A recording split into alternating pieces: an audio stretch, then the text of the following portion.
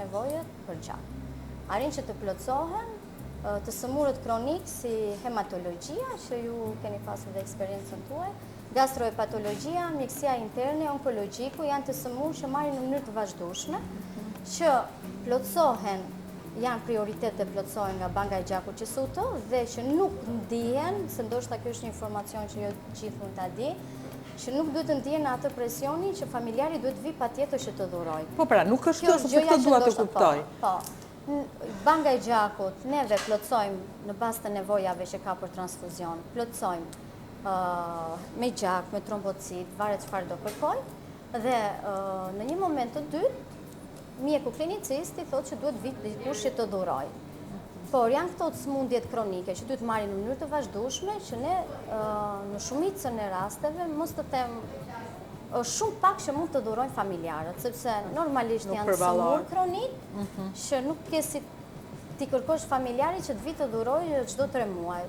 Plus që është në prioritetin tonë që të sëmurët kronik të plotësohen nga stoku i bankës së gjakut. Ndërkohë që operacionet e planifikuara nuk është pak, do të del kjo për gjithçka. Të mendoj që ata njerëz që kanë sepse është kjo si gjëja që ne rrim gjatë gjithë kohës në lidhje me qendrën kombëtare të transfuzionit të gjakut.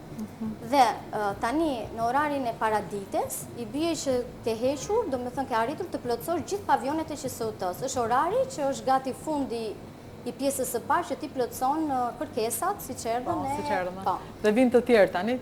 Ndërkohë që në orën në mënyrë periodike, Qendra Kombëtare e Transfuzionit të Gjakut furnizon me gjak. Ne jemi në lidhje të vazhdueshme me mjekët që ndodhen te qendra kombëtare për urgjenca të ndryshme, sepse ka raste kur ti ke grupe gjaku ose që janë rezus negativ. Rezusi negativ, ju mund ta dini që është pak më ka një prevalencë më të pak. Si ja bëni?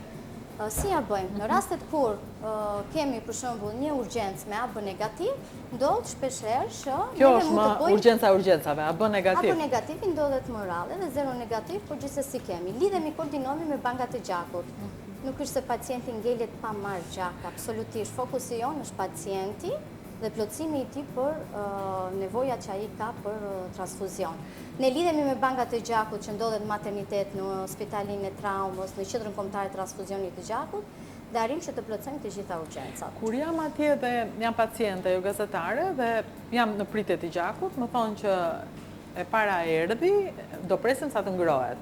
Kjo është proces? Po, atëherë përpara se të transfuzohet në të gjitha pavionet, gjaku duhet të transfuzohet normalisht në temperaturën e trupit, në një temperaturë 37 gradë.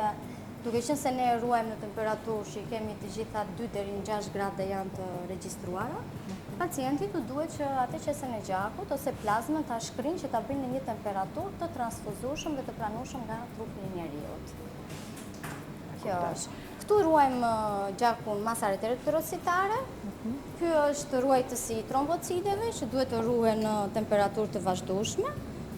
Dhe ngrirësi i plazmave që juve i keni parë, po këtu janë plazmat. Do me thënë, trombocitet janë më pak, kemi më pak. Trombocitet janë më pak, sepse u ka shpjeguar ndoshta dhe doktoresha, por do doja ta dija sepse e kam pasur edhe vetë problemin.